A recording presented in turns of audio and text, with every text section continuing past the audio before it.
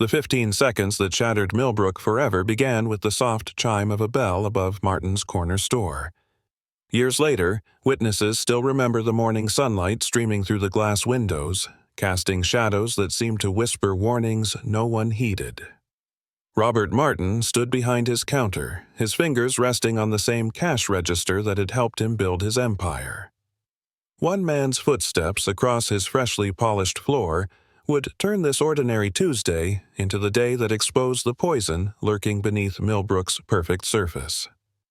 For 15 years, Robert Martin had been more than just a store owner. He was the keeper of morning coffee rituals, the guardian of children's afternoon treats, the curator of weekend grocery runs. His corner store pulsed like a heart at the intersection of Cedar Street and Pine Avenue, pumping life into the community with each transaction. Local newspapers called him the soul of small-town success. The Chamber of Commerce showcased his story. Parents told their children to learn from his work ethic. But truth has a way of hiding in plain sight. Behind every perfect smile Robert gave his customers, behind every community award hanging on his wall, behind every charitable donation to local causes, something darker waited. In a town that prided itself on progress, where diversity banners hung from every lamppost and inclusion seminars filled the community center, Robert Martin carried a secret that would soon turn his American dream into America's viral nightmare. James Williams walked into the store that morning carrying nothing but his leather briefcase and plans for breakfast. A Stanford-educated software engineer, he had chosen Millbrook for its promises of warmth and welcome. The security cameras captured his confident stride, his casual browsing through the aisles, unaware that his mere presence was about to detonate 15 years of carefully hidden hate. No one could have predicted how the next few minutes would ripple across the nation. How one man's mask of civility would crack and crumble under the weight of his own prejudice. How a simple trip for breakfast would expose the lies a whole town had told itself about progress. How quickly success built over decades could vanish in the time it takes to record a video. Robert Martin's cash register rang for the last time at 8:47 a.m. that Tuesday morning. By Wednesday, his store would stand empty, its windows reflecting nothing but shame. By Thursday, millions would know his name, but not for the reasons he had spent 15 years building. This is the story of how one moment of unmasked hatred unleashed an avalanche of karma that would bury not just a business, but the comfortable lies of an entire community. Robert Martin wasn't always the man Millbrook came to admire.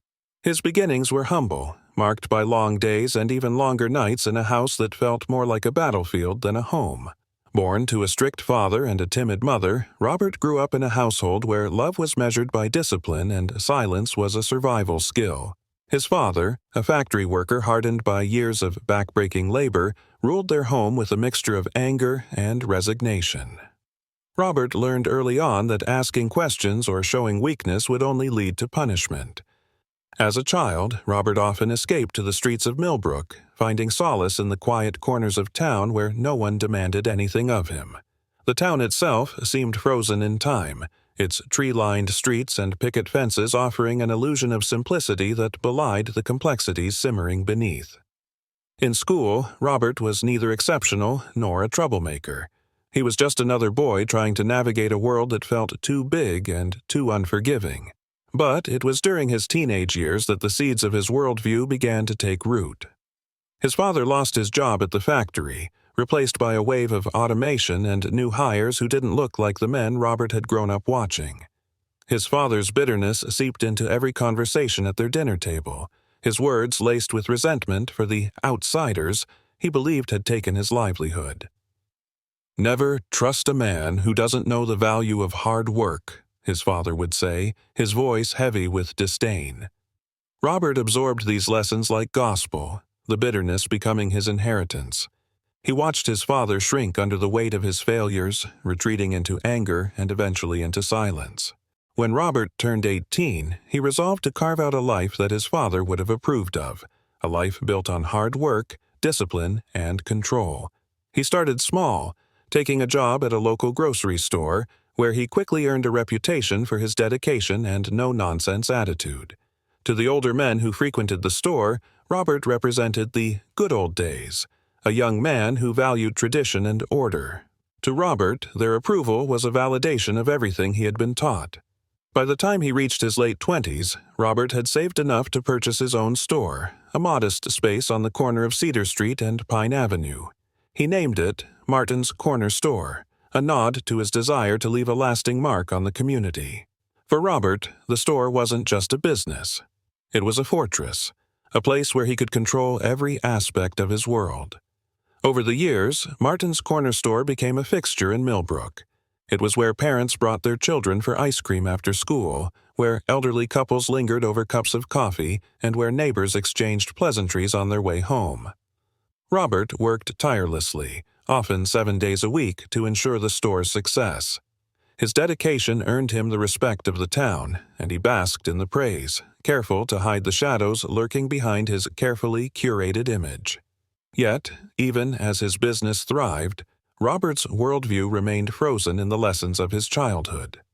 His father's warnings about outsiders had shaped him into a man who saw the world through a narrow lens, one where hard work and tradition were virtues exclusive to people who looked and thought like him. He prided himself on being fair and honest, but his fairness was conditional, his honesty laced with judgment. As Millbrook began to change, with new families moving in and old traditions giving way to modern ideas, Robert resisted. He saw diversity banners as hollow gestures and inclusion seminars as unnecessary disruptions. To him, the town's embrace of progress was an affront to the values he held dear. Despite his growing discomfort with the changes around him, Robert maintained his polite facade. He smiled at his customers, donated to local causes, and accepted awards from the Chamber of Commerce. But, behind closed doors, his prejudices simmered, shaping his decisions and interactions in ways he would never admit, even to himself. Robert Martin was a man who believed he was the architect of his own success, the embodiment of the American dream. But, beneath the surface, his carefully constructed life was a house of cards, held together by denial and fear. It was only a matter of time before the facade cracked, exposing the foundation of his beliefs for what it truly was. The morning James Williams walked into Martin's Corner Store, he didn't just disrupt Robert's routine. He threatened the very identity Robert had spent his life constructing. In that moment, all the insecurities and resentments Robert had buried came rushing to the surface, setting the stage for the 15 seconds that would shatter Millbrook forever. To the people of Millbrook, Robert Martin was an institution. His store had been a cornerstone of the town for as long as most could remember, a place where routines were carved and memories were made. For 15 years, Martin's Corner Store had been the backdrop for countless small-town moments. Parents brought their children for after-school treats, elderly neighbors gathered for morning coffee, and local teens found their first jobs stocking shelves under Robert's strict but watchful eye. Robert cultivated an image of reliability and success. He was the man who kept his shop open during storms when others shuttered their doors. He donated to the high school's booster club and handed out free candy canes to kids during the holidays. His face often appeared in local newspapers, smiling for photos at community events where he was honored as a small business success story. To many in Millbrook, Robert represented the kind of hard work and determination they believed defined their town's identity. Yet, beneath the admiration, there was another side to how Robert was perceived. While he was respected for his work ethic, he was also feared for his rigidity. His rules were inflexible, his demeanor cold, and his gaze piercing. Employees spoke in hushed tones about his temper, knowing that one mistake could cost them their job. Customers who lingered too long at the counter or dared to question his prices found themselves on the receiving end of his quiet but unmistakable disdain. In the tightly knit fabric of Millbrook, Robert's reputation was both a badge of honor and a shield of intimidation. He wielded his influence subtly but effectively, ensuring that his name was spoken with reverence in public, even if whispers of unease followed him in private. People appreciated the stability he provided, but avoided delving too deeply into his character. For some, the unease came from small, unspoken moments. A mother might notice the curt way Robert spoke to her son when he fumbled with his coins. A new resident might feel the weight of his disapproving stare when they entered the store for the first time. Yet, these moments were fleeting, easily dismissed in the face of his larger contributions to the town. The older generation held Robert in high regard, seeing him as a relic of the values they cherished. They appreciated his commitment to tradition and his visible disinterest in Millbrook's recent shifts toward diversity and modernization. However, the younger residents often felt a quiet tension in his presence, a sense that he was out of step with the town's evolving identity. To the community, Robert was both a pillar and a shadow, a man whose contributions were undeniable but whose presence carried an edge of discomfort. He had built his legacy on a foundation of hard work and control, but as Millbrook grew and changed around him, his place within the town's heart became more precarious. What Robert didn't realize was that this carefully maintained balance of respect and fear was about to collapse, leaving him to face the true weight of his choices. Robert Martin prided himself on being a man of principle. To him, everything in life boiled down to fairness, hard work, and respect for tradition. These were the rules he lived by, the rules that had helped him turn a modest corner store into a symbol of small-town success. But beneath his polished exterior and strict demeanor lay an unspoken struggle that he refused to confront, even in the quiet moments when he was alone. In the stillness of early mornings, before the first customer walked through the door, Robert often found himself staring at the pictures lining the walls of his office. There were photos of his store's grand opening, framed certificates from the Chamber of Commerce, and newspaper clippings that praised his contributions to Millbrook. These were the tangible proof of his success, the validation he had craved since childhood. Yet, as he looked at them, an unease would creep in, like a splinter he could never quite remove. He told himself that his feelings were rooted in a simple desire to maintain order. In his mind, Millbrook had once been a place of stability, where everyone knew their role and played their part.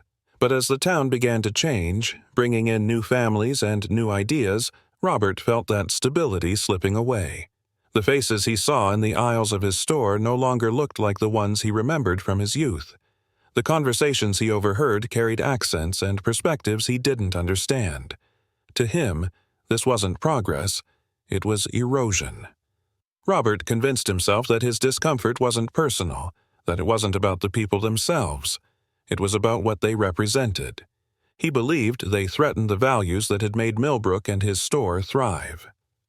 He often thought about his father during these moments, the man who had instilled in him the belief that life was a competition, where only the toughest survived. His father's bitterness about losing his factory job still echoed in Robert's mind, shaping his view of the world in ways he couldn't fully admit. In the privacy of his thoughts, Robert wrestled with conflicting emotions. On the surface, he justified his actions as necessary. He believed he had earned the right to set the rules in his store, to decide who belonged and who didn't. Yet, there were fleeting moments when doubt crept in. He remembered the times when young employees, often from the very communities he silently resented, had worked tirelessly for him. Some had gone on to achieve remarkable things, sending thank-you notes for the lessons they had learned under his guidance. These memories were a quiet reminder that his view of the world wasn't as clear-cut as he liked to think. But instead of embracing this realization, Robert pushed it aside. He buried his doubts under the weight of his responsibilities, telling himself that he didn't have the luxury of second-guessing. He was a man who provided for his community, who kept his store running so that others could rely on it. That, he thought, should be enough.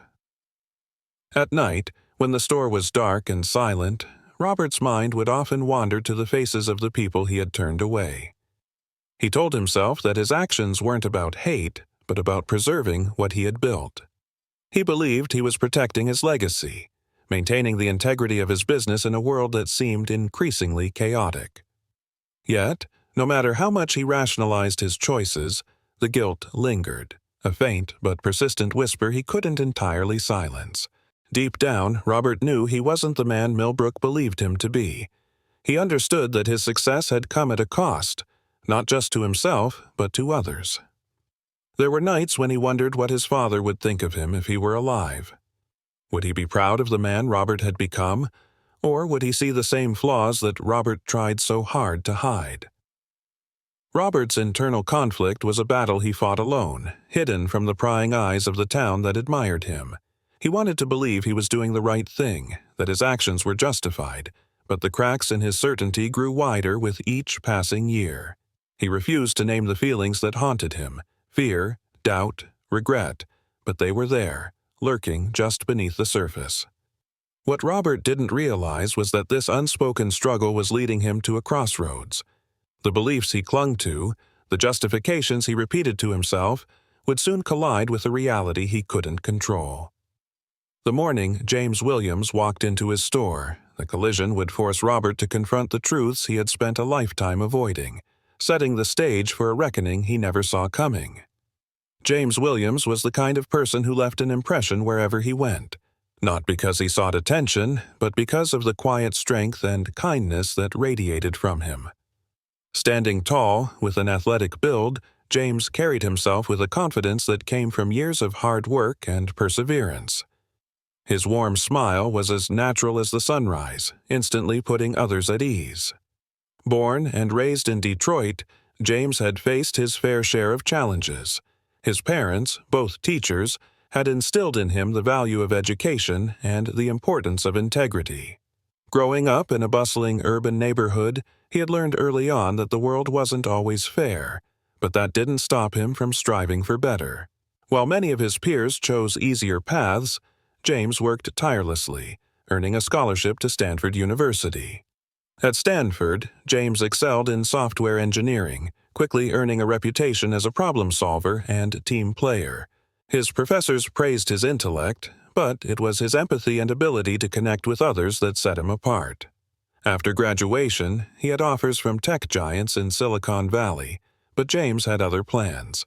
He wanted to escape the chaos of big city life and find a place where he could build something meaningful. That search led him to Millbrook, a picturesque town promising peace, community, and opportunity. For James, Millbrook wasn't just a place to live. It was a chance to create a life that balanced his professional ambitions with his desire for connection. He secured a remote job with a software firm, which allowed him the freedom to immerse himself in the community. In Millbrook, James quickly became a familiar face. He volunteered at the local community center, teaching coding classes to teenagers who had never imagined a career in technology. On weekends, he could be found coaching the town's youth basketball team, patiently guiding the kids not just in the game, but in life. Parents admired him, and children looked up to him. James was also known for his generosity. Whether it was helping a neighbor fix their broken fence or buying extra supplies for the community garden, he gave without hesitation. It wasn't just his actions that endeared him to others, it was the way he made people feel seen and valued. Despite his achievements, James remained humble. He didn't flaunt his Stanford degree or his high-paying job. To him, those things were tools to make life better, not trophies to display. His humility and approachability made him a rare figure in Millbrook, a town that sometimes struggled to embrace newcomers.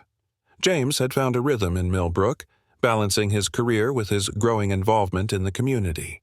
He attended town meetings, supported local businesses, and built relationships with people from all walks of life. Over time, he became not just a resident, but a vital part of the town's fabric. On the morning James walked into Martin's Corner store, he wasn't thinking about the challenges he had faced or the strides he had made. He was simply looking forward to breakfast after a busy week. What he didn't know was that this ordinary errand would place him at the center of a storm that would test not just his character, but the conscience of the entire town. That Tuesday morning, James Williams woke up with a sense of accomplishment. After weeks of late nights and early mornings, he had finally completed a major project for his software firm. It wasn't just any project, it was a proposal that could secure funding for a new program aimed at teaching underprivileged youth coding skills. For James, this wasn't just work, it was purpose. The program was a way to give others the opportunities he had worked so hard to earn. With the weight of the deadline lifted, James decided to start the day with a rare moment of indulgence. He planned to treat himself to a hearty breakfast, something he rarely did in the rush of his busy schedule. The smell of fresh coffee and the thought of warm pastries pulled him toward Martin's Corner store, a place he had passed many times but seldom visited. James had heard mixed things about the store and its owner, but he brushed those thoughts aside. To him, it was just another local business, and supporting small-town shops was something he believed in. He grabbed his leather briefcase, the same one his parents had gifted him when he graduated from Stanford, and headed out the door. As he walked toward the store, the crisp morning air carried a sense of possibility. James was thinking about the day ahead, about celebrating his hard work with something as simple as a cup of coffee and a freshly baked muffin. He wasn't expecting anything extraordinary. He certainly wasn't expecting confrontation. Yet, as he crossed the threshold of Martin's Corner store, his plans for a peaceful morning would be upended in ways he could never have imagined. The moment the words left Robert Martin's mouth, James froze. For a second, he wasn't even sure he had heard correctly. The harsh tone and pointed accusation seemed so unwarranted that his mind struggled to catch up. He had simply been browsing the shelves, considering whether to grab the whole-grain bread or the sourdough. Now, he found himself standing still, the weight of the store owner's glare pressing down on him. James turned to face Robert, his brows furrowing in confusion. There was no mistaking the hostility in the man's expression. It was the kind of look that reduced a person to something less than human, as if James's presence alone was an offense. Shock rippled through him, quickly replaced by a flush of embarrassment as he realized other customers had stopped what they were doing to watch. The room seemed unnaturally quiet, except for the sound of his own heartbeat pounding in his ears. The hurt came next. It wasn't just the words Robert had used. It was the way he said them, as if they carried years of resentment waiting for the right moment to surface. James felt the familiar sting of being judged, not for his actions, but for something he couldn't change. He had worked so hard to build a life that defied stereotypes, to prove himself through his education, his career, and his contributions to the community. Yet here he was, being reduced to nothing more than a target for someone else's prejudice. 1,000 thoughts raced through his mind. Should he speak up? Should he leave? Should he demand an explanation? The temptation to confront Robert was strong, to say something sharp and cutting that would force the man to see the wrongness of his actions. But James knew better. He had learned long ago that anger, no matter how justified, could easily be twisted into something it wasn't. Instead, he took a deep breath, forcing himself to remain calm. He straightened his posture, meeting Robert's glare with steady eyes. The onlooker's stares burned into his back, but James refused to let them see him falter. He knew that in this moment, how he responded mattered more than anything else. "Is there a problem?" James asked, his voice even and composed, though every word felt like a battle to get out. Robert's response was curt and dismissive, something about loitering and keeping the store safe. It was so absurd, so blatantly untrue, that James almost laughed, but there was no humor in the situation, only the sharp ache of humiliation that lingered like a wound. James glanced around the store, noting the uncomfortable expressions of the other customers. Some looked away when he caught their eye, while others seemed frozen, unsure of what to do. He could see the unease in their faces, the conflict between their own sense of right and wrong and their reluctance to get involved. The realization that no one would speak up stung almost as much as Robert's words. These were people he had shared a town with, people he had coached on the basketball court and taught coding in the community center. Yet, in this moment, they were silent. James felt the heat of shame rising in his chest not because of anything he had done, but because of the sheer indignity of standing there, accused and unsupported. Still, he refused to let that shame define him. He would not give Robert or anyone else the satisfaction of seeing him break. Quietly, James placed the loaf of bread he had been holding back on the shelf. He adjusted his briefcase, ensuring the worn leather strap sat comfortably on his shoulder, and turned to leave. Each step toward the door felt like a victory and a defeat all at once. Victory because he had refused to engage with Robert's prejudice, and defeat because walking away still felt like losing.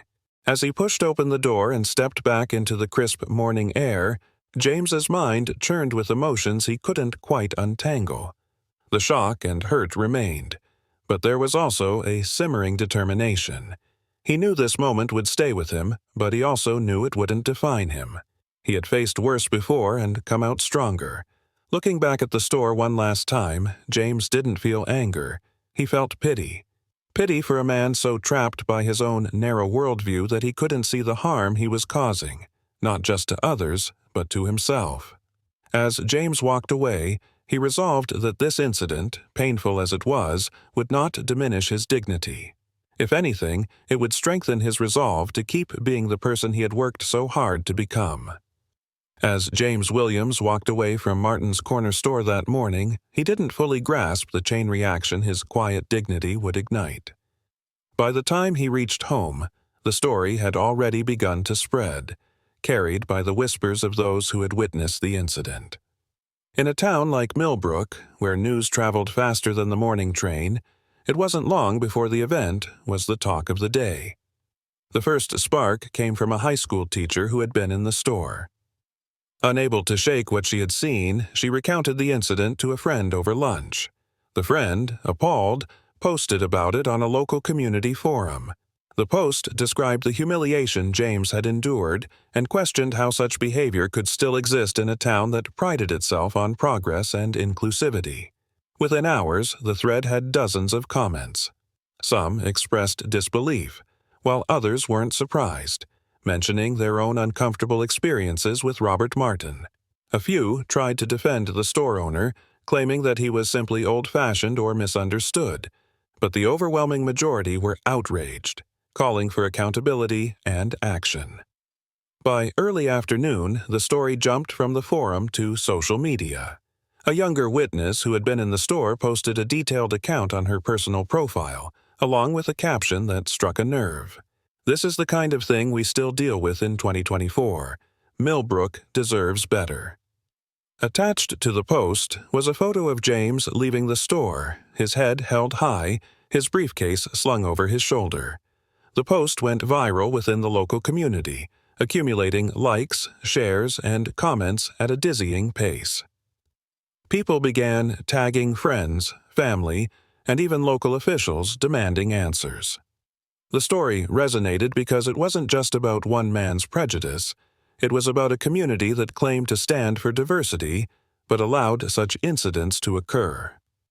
The backlash grew louder as more people weighed in. Stories about Robert Martin that had been whispered for years were now being shared openly. Former employees recounted how his rules often seemed harsher for certain customers, and how his polite facade masked an underlying disdain for those he deemed different. Patrons who had once brushed off his coldness now began to see it in a new light. Amid the growing outrage, some of Millbrook's more prominent voices began to speak up. The pastor of the local church, known for his sermons on unity and compassion, posted a statement condemning the incident and urging the town to reflect on its values.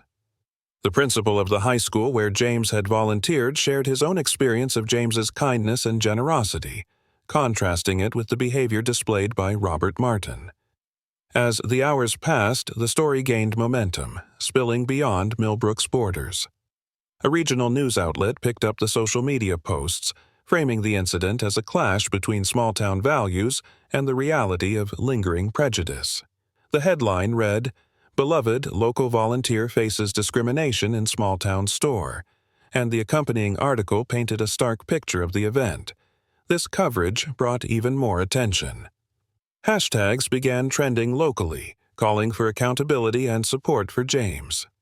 Activists in nearby towns began sharing the story, framing it as part of a larger conversation about the subtle but pervasive nature of racism in communities that considered themselves progressive. By evening, the pressure was mounting. People began to gather outside Martin's corner store, not to shop, but to protest. Signs appeared in the hands of angry residents, bearing messages like, Hate has no place in Millbrook, and accountability for all. Some protesters were former customers, holding receipts and pledging never to return. Robert Martin, oblivious to the growing firestorm for most of the day, was finally confronted with the consequences of his actions when he checked his phone and saw dozens of missed calls and messages. His inbox was flooded with angry emails, some from longtime customers who vowed never to set foot in his store again. His once pristine reputation was crumbling, and for the first time, he felt the weight of the community's judgment. Meanwhile, James Williams had tried to go about his day as usual, unaware of the waves his experience was creating. It wasn't until a friend sent him a link to one of the viral posts that he realized what was happening. The support pouring in for him was overwhelming, but it also left him conflicted. He hadn't sought attention or retribution. He had simply wanted to buy breakfast and move on with his life. As night fell, the protests outside Martin's corner store grew larger. Local news crews arrived, their cameras capturing the anger and frustration of a community forced to confront its own contradictions. Interviews with protesters highlighted a mix of emotions: outrage, disappointment, and a determination to ensure that such incidents wouldn't happen again. For Millbrook, this was more than just an isolated event. It was a moment of reckoning, a chance to examine the values the town claimed to uphold. Residents who had turned a blind eye to Robert's behavior for years were now forced to ask themselves why they had remained silent. The community's response was loud and clear. The time for complacency was over. The fallout had only just begun, but the message was already spreading.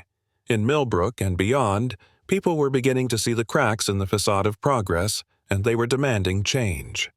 For Robert Martin, the days of quiet respect and unquestioned authority were over, and for James Williams, his dignity in the face of injustice had become a catalyst for something far bigger than he had ever imagined. What started as a ripple in the small community of Millbrook quickly grew into a tidal wave on the internet.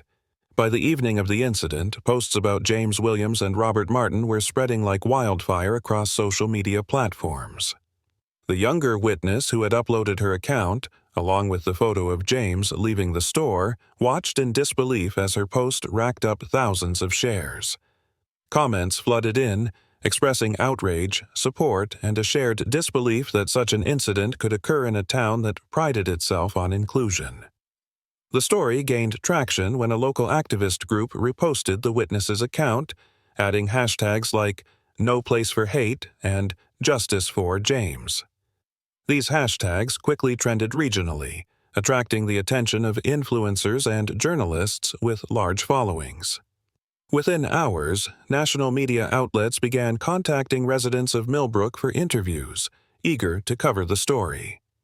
What made the incident particularly compelling wasn't just the blatant discrimination James faced, but the contrast between Millbrook's carefully curated image and the reality it now struggled to confront. The town had long marketed itself as a beacon of progress, with its diversity banners and community initiatives. To the outside world, it seemed impossible that such an overt act of prejudice could occur in a place that claimed to be welcoming to all. As the internet dissected the event, the duality of Robert Martin's life became a central theme. Social media users unearthed old photos of him receiving awards for his store, posing with local officials and community leaders. These images were juxtaposed against screenshots of the viral posts recounting his behavior. The contrast was stark and jarring, fueling the outrage. Twitter threads and Facebook discussions turned into virtual battlegrounds. Some users shared their own experiences with subtle racism in seemingly progressive spaces, while others demanded that Robert be held accountable for his actions. The incident became a symbol of a larger issue, one that resonated far beyond Millbrook. Soon, James Williams's name became a rallying cry. People across the country shared the story, praising his calm dignity in the face of injustice. His contributions to Millbrook, the coding classes, the basketball coaching, and the countless acts of quiet kindness, became part of the narrative. James was no longer just a software engineer. He was now a symbol of perseverance and grace, an embodiment of how to respond to hate without losing one's humanity. As the story gained momentum, it began to attract high-profile attention. Celebrities tweeted about the incident, condemning Robert's actions and voicing their support for James. Activist groups amplified the story, calling for broader discussions about racism in small towns and how communities often turn a blind eye to prejudice when it comes from people they know. News outlets quickly joined the fray, producing segments on the incident that aired across the country. Footage of the protests outside Martin's Corner store, coupled with interviews from witnesses and community members, painted a vivid picture of a town grappling with its identity. Anchors debated the implications of the incident, with some framing it as a cautionary tale about complacency and the dangers of unchecked prejudice. The online backlash also had tangible effects on Robert Martin's business. A Twitter user with a significant following started the hashtag #BoycottMartinStore, and within hours, it was trending. Former customers shared screenshots of their receipts, pledging never to shop there again. Photos of the store's empty aisles and shuttered doors began circulating, a stark reminder of the power of collective action. Robert, who had always considered himself immune to such scrutiny, found himself at the center of a digital firestorm. His email inbox overflowed with messages, ranging from furious condemnations to calls for reflection and change. His business's Google reviews were bombarded with one-star ratings, many accompanied by detailed accounts of the incident. What had once been a source of pride, the high ratings that reflected his carefully constructed image, was now a source of humiliation. Meanwhile, James's story continued to inspire. People across the country sent messages of support, thanking him for his grace under pressure and sharing how his response had moved them. Some even offered to help, suggesting ways to amplify his efforts in the community or connect him with national platforms to share his work. The incident also sparked broader conversations about accountability. Online users debated whether Robert deserved a chance to make amends or whether his actions were irredeemable. While some called for his complete ostracization, others argued that exposing the issue could lead to meaningful change, both for Robert and for Millbrook as a whole. By the end of the week, the incident was no longer just a local controversy. It was a national story. It appeared on morning shows and talk radio programs, where hosts discussed the deeper implications of prejudice in seemingly inclusive spaces. Experts weighed in, pointing out that Robert's actions were not isolated, but reflective of systemic issues that needed to be addressed. The online backlash was relentless, but it also forced a reckoning. For Millbrook, the incident was a wake-up call, exposing the gap between the town's image and its reality. For Robert Martin, it was a fall from grace that left him reeling. And for James Williams, it was an opportunity to show the world that dignity and resilience could shine even in the darkest moments. As the Internet continued to debate, share, and amplify, the world watched to see how Millbrook and its people would respond to this moment of truth. The story was no longer just about an incident in a small-town store. It was about a nation grappling with its own conscience, one tweet, comment, and post at a time. Robert Martin sat in the back office of his store, his head in his hands. The once quiet space that had served as his sanctuary now felt suffocating, filled with the echoes of angry chants from the protesters gathered outside. The blinds on the office window were drawn tightly, but Robert could still hear their voices, growing louder with each passing hour. He had always thought of himself as untouchable, a respected figure in the community. Now, the very town he had prided himself on serving seemed to have turned against him. At first, Robert had dismissed the incident as a misunderstanding blown out of proportion. He convinced himself that James Williams had misread his tone, that the other customers had exaggerated the situation, and that the online posts were just noise from people who didn't understand him. But as the hours went on and the backlash intensified, Robert began to feel the cracks in his carefully constructed image. His initial reaction was anger. How dare these people judge him without knowing his side of the story? He told himself that he had only been enforcing the rules, trying to maintain order in his store. He muttered aloud that James had been lingering too long, acting suspiciously, though deep down Robert knew this wasn't true. The excuses tumbled out, hollow and unconvincing, even to his own ears. The flood of phone calls and messages had been overwhelming. Long-time customers he considered friends left him terse voicemails, expressing their disappointment and cutting ties with his store. A few tried to give him the benefit of the doubt, asking him to explain his actions, but Robert couldn't bring himself to respond. What could he say that wouldn't make things worse? As the day turned into night, Robert's anger gave way to fear. His business was his life. He had poured 15 years into building Martin's Corner store into the cornerstone of the community. Now, with protesters outside and social media tearing him apart, he couldn't help but wonder if it was all slipping away. The idea of losing everything he had worked for gnawed at him, keeping him rooted to his chair, unable to face the outside world. He replayed the moment in his mind over and over, trying to justify what he had done. Each time, he arrived at the same uncomfortable truth. It wasn't about rules or suspicion. It was about his own prejudices, the deep-seated discomfort he had never confronted. The thought made his stomach churn, but he quickly pushed it away, unwilling to admit that he might be at fault. Desperate for a way to regain control, Robert opened his laptop. He considered writing a statement, something that would explain his side of the story and perhaps win back some sympathy. But the words wouldn't come.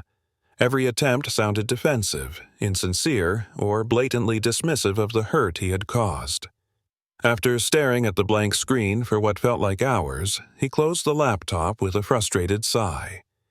His thoughts were interrupted by a knock at the door. It was his assistant manager, a young woman named Clara, who had worked at the store for 3 years. She hesitated before speaking, her voice cautious. "Mr. Martin, the protesters are asking for a statement. The media's out there, too. What should I tell them?"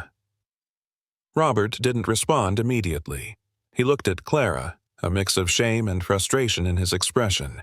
He wanted to tell her to send them all away, to make it stop, but he knew that wasn't possible. The reality of his situation was sinking in. He couldn't ignore this. He couldn't make it go away with a donation or a polite smile. Clara, sensing his hesitation, added softly, "Maybe it's time to say something, sir.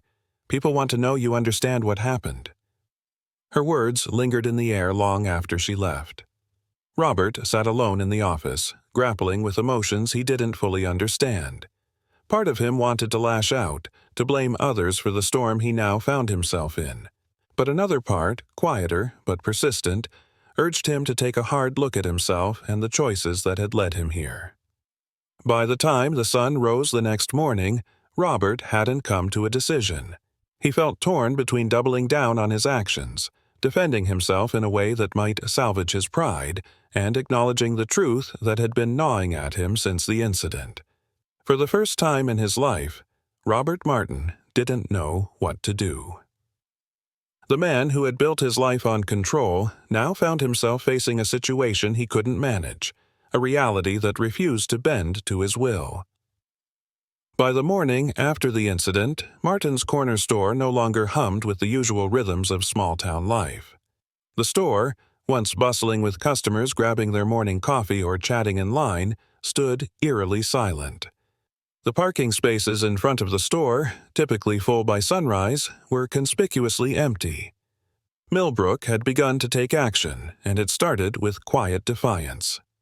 The first signs of a boycott emerged on social media, where a groundswell of outrage had built overnight.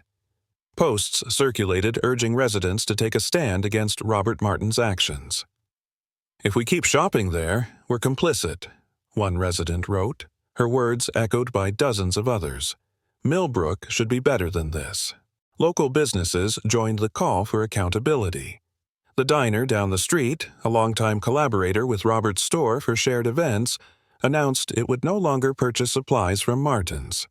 The owner of a nearby bookstore posted a statement condemning discrimination, encouraging patrons to support businesses that upheld the values Millbrook claimed to cherish.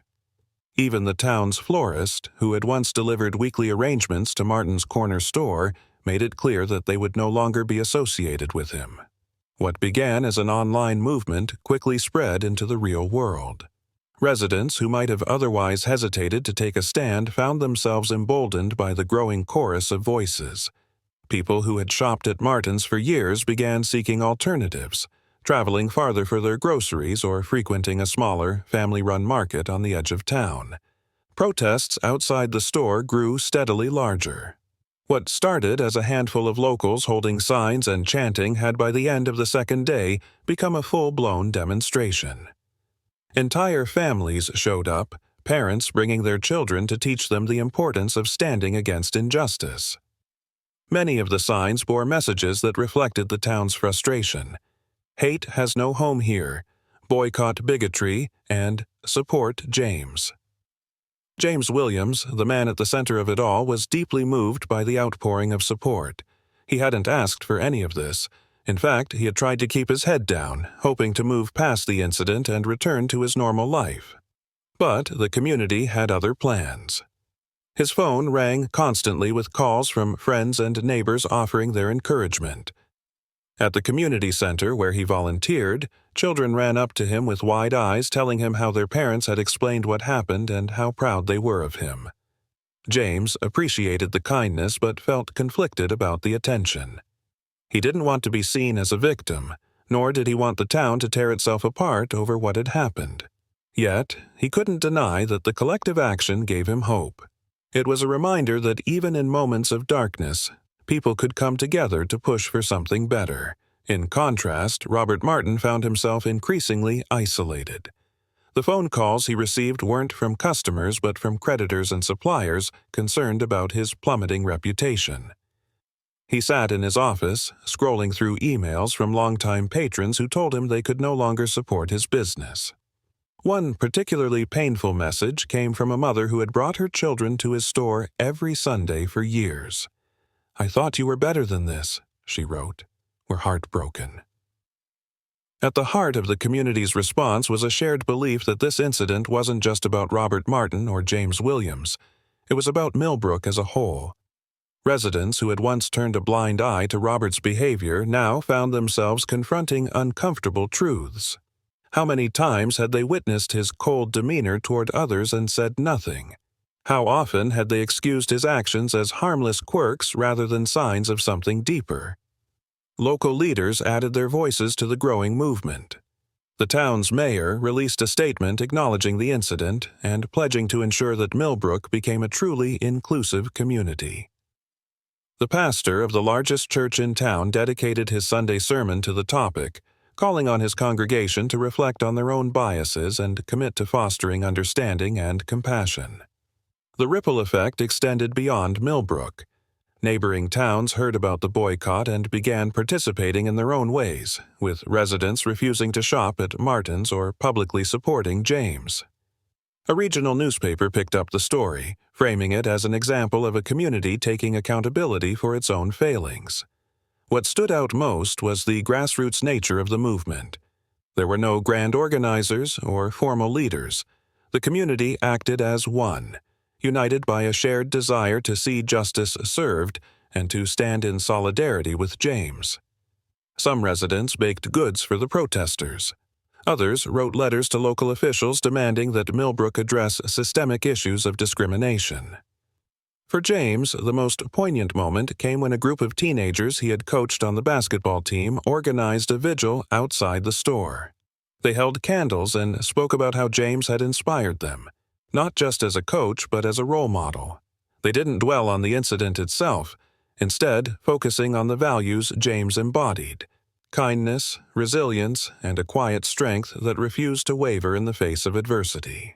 As the boycott entered its second week, the impact on Martin's corner store became undeniable. Shelves sat fully stocked, the products untouched. Robert's attempts to bring back customers with sales and promotions fell flat. The once bustling store now felt like a ghost town, its aisles empty and silent. Millbrook's actions sent a clear message. The community would no longer tolerate the prejudice that had gone unchecked for too long. For the first time in years, the town was forced to confront its own contradictions, the gap between the values it claimed to uphold and the reality of what had been allowed to fester. For Robert Martin, the consequences were devastating. For James Williams, the support was a bittersweet reminder of both the strength and fragility of the community he had come to love. And for Millbrook, the moment marked the beginning of a long, painful reckoning with its identity, one that would leave a lasting impact on everyone involved. The momentum of the boycott and the community's outrage quickly spilled beyond the borders of Millbrook, capturing the attention of regional and, soon, national media outlets. What began as a local controversy shared through social media now grew into a national conversation about discrimination, accountability, and small-town values. By the third day, we see. After the incident, headlines appeared across major news platforms, each framing the story as a clash between Millbrook's outward image of inclusivity and the reality James Williams had faced. The first major outlet to cover the story was a regional newspaper. The headline read, "Small-Town Store Owner Faces Backlash for Discrimination Against Local Hero." The article detailed the events of that fateful morning, painting James Williams as a respected community member who had been unfairly targeted. It highlighted James's contributions to Millbrook, the coding classes, the youth basketball coaching, and his reputation as a quiet, hardworking individual. The piece also included quotes from witnesses who described the humiliation James endured and the growing protests outside Martin's Corner store. The regional article quickly caught the eye of national outlets. Within hours, online news platforms and cable networks picked up the story, each adding their own spin. Some framed it as a cautionary tale about unchecked prejudice in seemingly progressive communities. Others tied it to broader discussions about systemic racism, using Millbrook as a microcosm of the challenges America continued to face.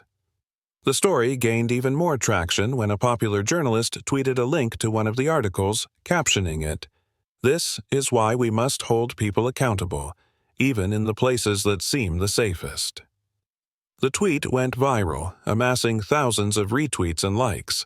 As the national conversation grew, hashtags like #JusticeForJames and #Millbrook Reckoning began trending on Twitter. Television networks soon sent reporters to Millbrook to cover the protests and interview key figures. The demonstrations outside Martin's Corner store became a focal point for the coverage. Reporters captured footage of residents holding signs, chanting for accountability, and sharing their experiences with Robert Martin's behavior over the years. The protesters spoke not just about the incident, but about the broader implications of allowing prejudice to go unchecked in their community. One particularly striking interview featured an elderly woman who had lived in Millbrook her entire life. She spoke about how she had always shopped at Martin's Corner store, believing Robert Martin to be a respectable man. "I never questioned the way he treated some people," she admitted, her voice trembling. "But now, looking back, I realize I should have. Silence is complicity, and I won't be silent anymore." Her words resonated with viewers, sparking further reflection on how communities often enable prejudice through inaction. The coverage of James Williams's story took on a life of its own. Morning talk shows invited legal and cultural experts to discuss the implications of the incident. Panels debated whether Robert Martin's actions were an isolated instance of personal prejudice or a symptom of deeper, systemic issues. Clips of James walking out of the store with quiet dignity played on repeat, accompanied by commentary about his grace under pressure and the strength it must have taken to endure such humiliation. James himself became a reluctant figure in the media frenzy. Reporters reached out to him for interviews, and while he initially hesitated, he eventually agreed to speak to a national outlet. Sitting in the community center where he volunteered, James shared his side of the story. He spoke not with anger, but with a quiet resolve, emphasizing the need for compassion, accountability, and progress. He made it clear that his goal wasn't to ruin Robert Martin, but to ensure that moments like this didn't continue to happen, in Millbrook or anywhere else. His interview struck a chord with viewers across the country.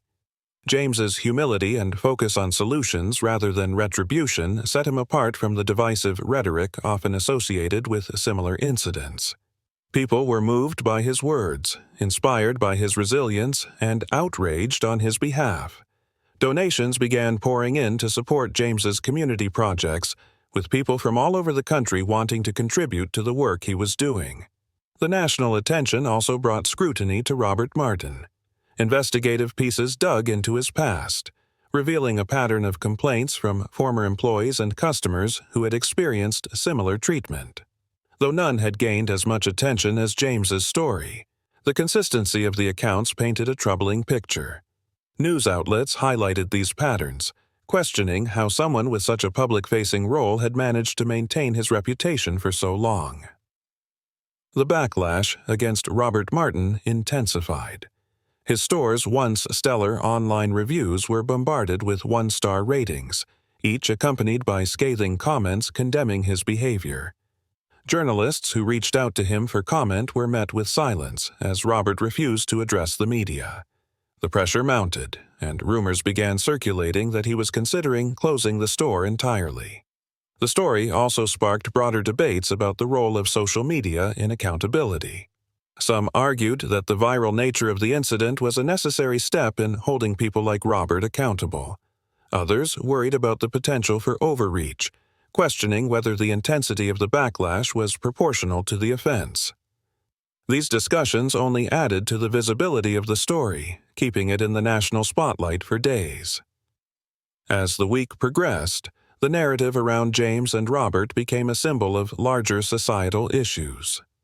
The incident was no longer just about one man's prejudice or another's dignity. It was about how communities respond to moments of reckoning. Millbrook, once seen as a model of small-town charm, now found itself under a microscope, its residents forced to confront their own complicity in allowing prejudice to fester. By the end of the week, James Williams's name was known far beyond Millbrook. He had become a symbol of grace and resilience, his story inspiring others to speak out against injustice in their own communities. Meanwhile, Robert Martin's name was synonymous with the dangers of unexamined prejudice, his fall from grace serving as a cautionary tale for anyone who thought their actions would go unnoticed in a world increasingly connected by technology and shared accountability. The media attention had transformed the incident into a national conversation, one that would leave a lasting impact on Millbrook, its residents, and anyone who heard James's story. By the end of the first week following the incident, Robert Martin's once thriving store was barely recognizable. The shelves were still fully stocked, the lights still flickered on at 6 a.m., and the familiar chime of the doorbell still rang each time someone entered. But the flow of customers that had once filled the aisles had slowed to a trickle, and those who did enter often came only to return keys to rented storage lockers or cancel their long-standing accounts. The financial blow was swift and devastating.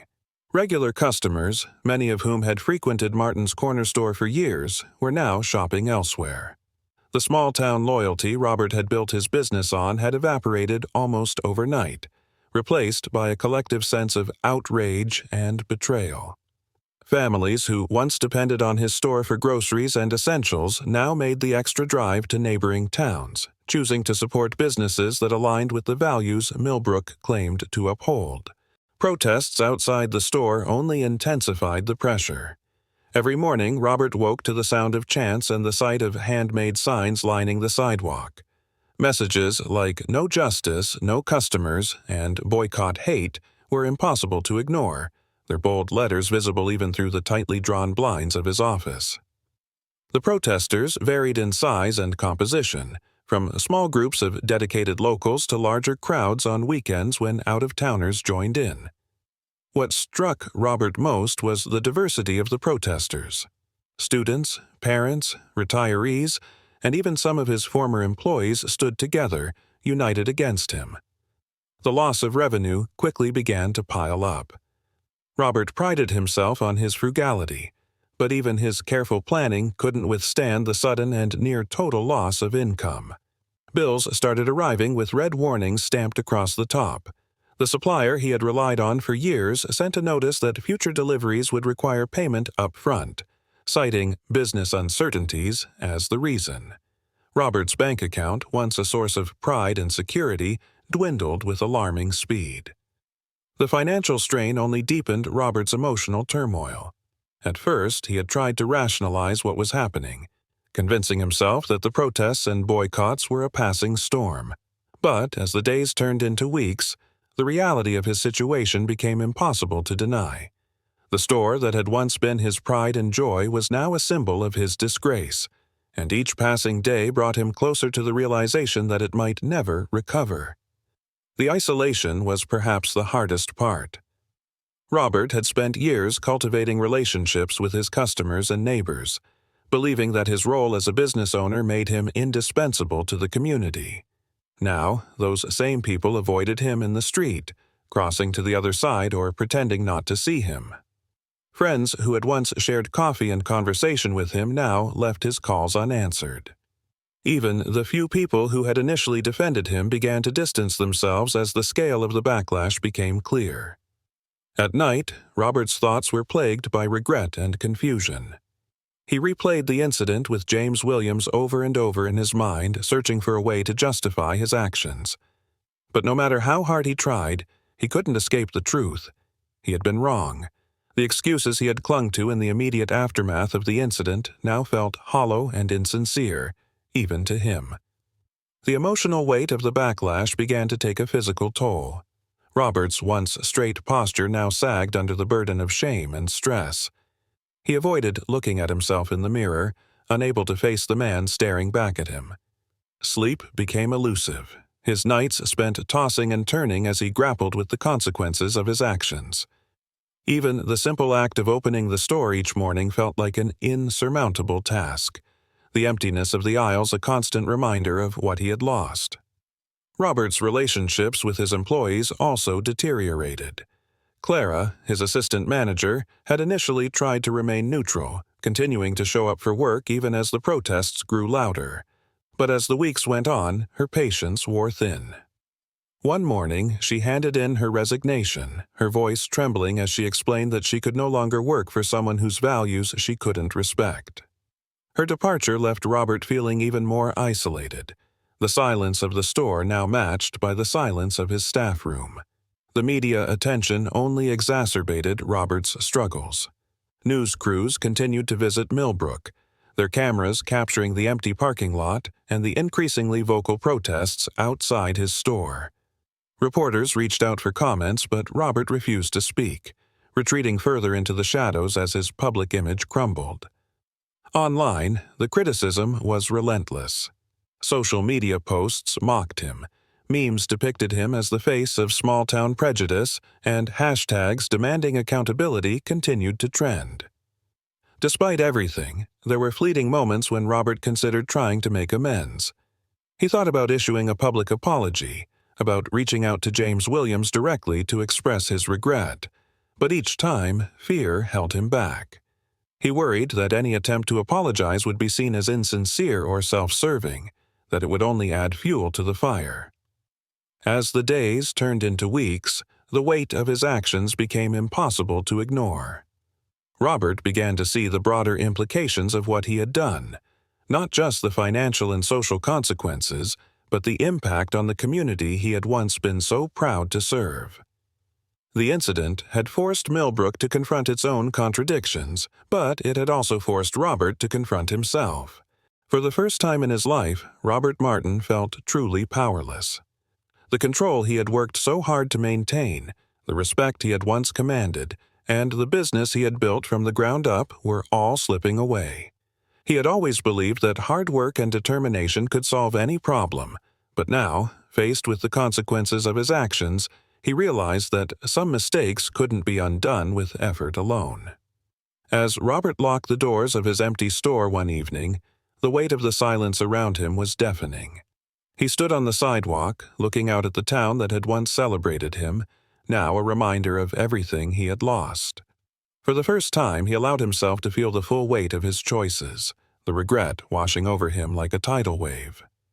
Robert Martin was no longer the man Millbrook had admired, and he wasn't sure if he ever could be again. As the weeks passed and the fallout from the incident deepened, Robert Martin's desperation to regain control over his life and business began to manifest in increasingly erratic and ill-conceived attempts to fight back.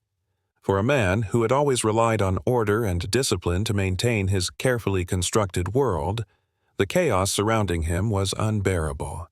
But instead of introspection, Robert turned to denial and defiance, convinced that he could salvage what was left of his reputation. Robert's first attempt at damage control came in the form of a hastily written public statement. Using an old desktop computer in his office, he drafted what he believed to be an explanation of the incident, filled with phrases like misunderstanding, unfortunate event, and long-standing commitment to the community. The statement avoided any direct apology, instead framing his actions as a misstep blown out of proportion by social media and the press. He shared the statement through the store's social media accounts, hoping it would pacify the growing anger. The response was immediate and brutal. Comments flooded in, accusing Robert of failing to take accountability. His refusal to apologize outright only inflamed the outrage. "A misunderstanding?" one commenter wrote. "How do you misunderstand kicking out a man because of the color of his skin?" Another simply said, "This isn't an apology, it's a defense. Do better." Undeterred, Robert decided to double down. He hired a small-time public relations consultant from a neighboring town, someone with no experience in managing crises of this magnitude but willing to work within Robert's limited budget. The consultant advised him to give an interview to the local news station, a chance to tell his side of the story directly to the community. Robert reluctantly agreed, convinced that he could set the record straight. The interview was a disaster. Sitting in front of the camera, Robert looked uncomfortable and defensive. When asked about his actions, he reiterated that he had acted out of concern for his store and claimed that James Williams's presence had raised suspicion. His words lacked empathy, and his refusal to acknowledge the deeper implications of his actions only made matters worse. The interview aired that evening, and the backlash was swift. Clips of his stammered justifications were shared widely online, with many pointing out how his words betrayed a deep unwillingness to confront his own biases. As his reputation continued to crumble, Robert began considering legal action. Fueled by frustration and a sense of betrayal, he contacted an attorney to explore the possibility of suing James Williams or the protesters for defamation. He argued that the damage to his business was disproportionate and that much of the criticism he faced was based on misinformation. The attorney listened patiently but ultimately advised against pursuing a lawsuit. "The evidence is overwhelming," the lawyer explained, "and a legal battle will only bring more attention to the incident." Ignoring the advice, Robert began drafting cease and desist letters on his own, sending them to individuals he believed were leading the boycott and protests. His tone in these letters was combative, accusing the recipients of damaging his livelihood and demanding that they stop their actions immediately. The letters only added fuel to the fire. Several recipients shared them online, accompanied by posts condemning Robert's unwillingness to take responsibility for his actions. Even as these efforts backfired, Robert remained convinced that he could rebuild his business if he could just weather the storm. He launched a Customer Appreciation Week, offering steep discounts and promotions to entice people back into the store. Flyers were distributed throughout Millbrook, and a banner advertising the sale was hung above the store's entrance. But when the first day of the promotion arrived, the parking lot remained empty. The few people who entered did so only to look around before walking out, their silence speaking volumes. Feeling the pressure mount, Robert turned his attention to his remaining staff. With Clara gone, he relied on a skeleton crew of part-time employees who were increasingly distant and unmotivated. Robert held a staff meeting, attempting to rally them with promises of bonuses and a brighter future if they stayed loyal to the store. But his words rang hollow, and by the end of the week, 2 more employees had quit, citing the toxic atmosphere and their discomfort with the ongoing controversy. As his efforts to regain control failed, Robert's frustration began to boil over. He became increasingly short-tempered, snapping at the few customers who still shopped at the store and lashing out at employees over minor mistakes. His anger, once carefully hidden behind a mask of professionalism, now spilled into the open, alienating even those who had initially sympathized with him. The final straw came when a local journalist published an in-depth exposé on Martin's corner store, piecing together years of complaints from former employees and customers. The article painted a damning picture of a man who had built his success on control and intimidation, a far cry from the image of the beloved community leader he had worked so hard to cultivate. The exposé went viral, reaching an even wider audience than the initial incident. For many, it confirmed what they had already suspected. Robert Martin's behavior was not an isolated lapse in judgment, but a reflection of long-standing attitudes he had never been forced to confront. As the weeks turned into months, Robert's attempts to fight back only deepened his isolation. Each effort, whether through public statements, legal threats, or promotional campaigns, seemed to backfire spectacularly, leaving him with fewer allies and dwindling hope. His refusal to acknowledge the root of the issue, to confront his own prejudice and take meaningful responsibility, ensured that every step he took to regain control only pushed him further from redemption. By the end of it all, Robert was left standing in the shell of his once thriving store, surrounded by empty aisles and the echoes of a community that had moved on without him. He had tried to fight back, but in doing so, he had only revealed the depth of his unwillingness to change. And while he still clung to the belief that he had been treated unfairly, deep down, a small but growing part of him began to wonder whether his downfall was, in fact, deserved. Robert Martin's moment of reckoning came on a quiet evening, several weeks after the incident.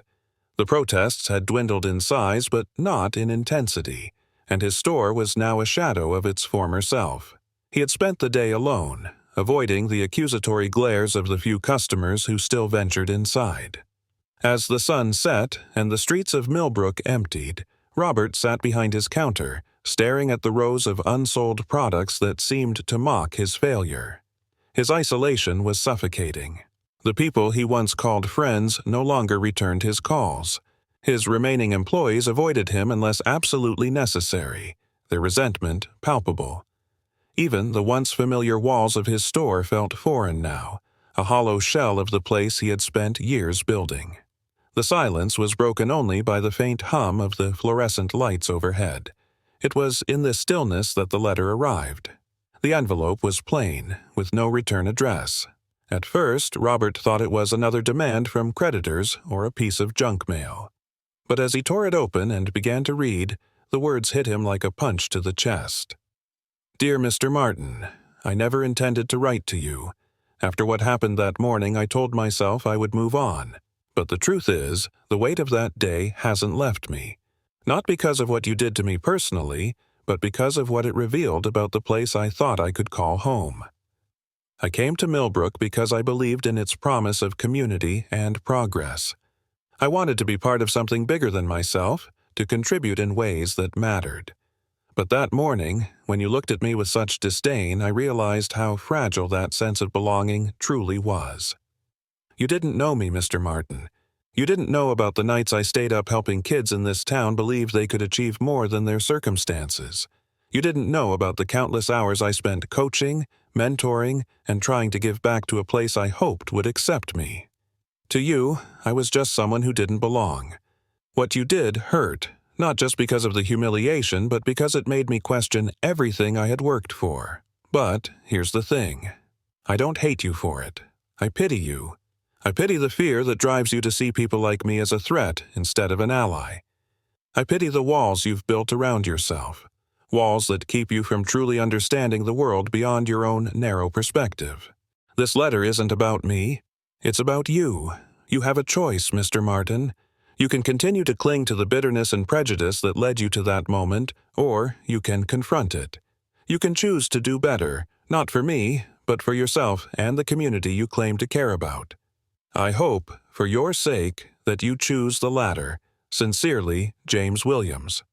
Robert's hands trembled as he placed the letter down on the counter. He felt a strange mix of emotions: shame, anger, confusion, and something he hadn't felt in a long time: clarity. James's words cut through the layers of excuses Robert had been hiding behind since the incident. The pity in the letter stung, but it was the hope, the belief that he could still change, that lingered in his mind. For the first time, Robert allowed himself to truly reflect on his actions. He thought about the look on James's face that morning, the quiet dignity with which he had endured the humiliation. He thought about the protests, the emails, the media coverage, and the words of the people who had once trusted him. And he thought about his father, whose bitterness had shaped so much of his own worldview. That night, Robert couldn't sleep. He sat at his kitchen table, the letter from James in front of him, and tried to reconcile the man he believed himself to be with the man the world now saw. He had always prided himself on being a pillar of the community, but James's letter made him realize that his perception of himself was nothing more than a facade. The respect he thought he had earned was built on a foundation of control, not compassion. The turning point came in the early hours of the morning. Robert found himself writing, not to defend his actions, but to confront them. He wrote about his upbringing, about the lessons his father had instilled in him and the fear that had shaped his worldview. He wrote about his resistance to the changes in Millbrook and how those fears had blinded him to the humanity of others. For the first time, he admitted to himself that his prejudice wasn't just a misstep, but a deep flaw he needed to confront. By the time the sun rose, Robert had filled several pages. The words weren't polished, and they weren't meant for public consumption. They were raw, honest, and filled with the kind of vulnerability he had avoided his entire life. In those pages, he acknowledged the harm he had caused, not just to James, but to his community and himself. The following day, Robert made a decision. He closed the store, posting a sign on the door that read, "Closed for reflection." He didn't know what the future held or whether he could ever repair the damage he had done, but for the first time, he was willing to try. He knew that redemption wouldn't come easily, and that the road ahead would be long and uncomfortable. But as he walked away from the store that day, letter in hand, Robert felt something he hadn't felt in years: hope. James Williams's words had forced him to confront the truth about himself, and while the reckoning was painful, it also offered a chance for something new. For Robert, it was the first step toward dismantling the walls he had built, both within himself and around his community.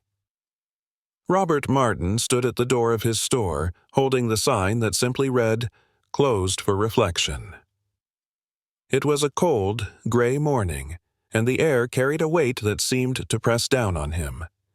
He glanced at the empty parking lot, the protest signs left behind, and the quiet streets of Millbrook. His mind raced as he tried to decide what to do next. Every instinct told him to hold on, to fight for the store that had been his life's work. Yet, for the first time, he questioned whether that fight was worth it. The letter from James Williams still sat on his desk, its words etched into his memory. Robert had reread it countless times, each pass peeling away another layer of his denial. He knew the truth now, even if it terrified him. His actions had hurt not just James, but the entire community he had claimed to serve. His store, once a symbol of stability and success, had become a monument to his own prejudice. For days, Robert had wrestled with his decision. Redemption felt daunting, a path filled with uncertainty and discomfort. It would require him to confront not only his actions but the beliefs that had shaped him. Continuing on his current path, clinging to his denial, seemed easier. Yet, deep down he knew that holding on to his pride would only deepen the wounds he had caused. Finally, Robert made his choice. He stepped inside the store, placed the "Closed for reflection" sign in the window, and turned the lock. This time it was not a temporary closure. Robert knew that the store, as it existed, could not continue. It was a painful realization, but one he could no longer ignore. Instead of retreating into anger or defiance, Robert decided to take the first step toward making amends. He reached out to James Williams, requesting a meeting. It was not an easy call to make.